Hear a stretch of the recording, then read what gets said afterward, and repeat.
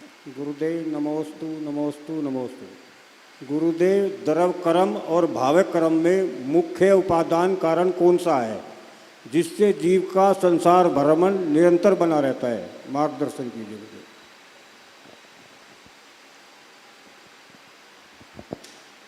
क्या है?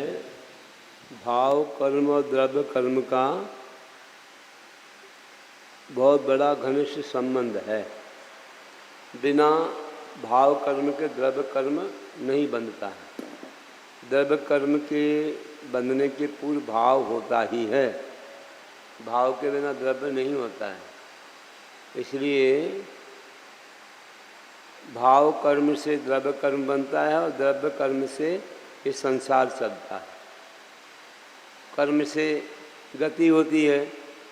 गति में इंद्रियां, शरीर मतलब इंद्रियां, और इंद्रियों को भोग, और भोग में राग द्वेष, और फिर कर्मों का बंध, और फिर गति शरीर, ये सब ऐसा ही ये चलता रहता है।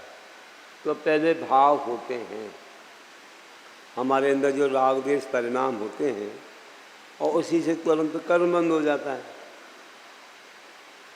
तो जैसे भावाश्रव, आश्रय होने के पहले भाव और फिर कर्म आ जाना, भाव द्रव्याश्रय हो जाता है। ऐसे ही जो भी है संबर के योग्य भाव संबर है, और फिर कर्मों का रुकना द्रव्य संबर है।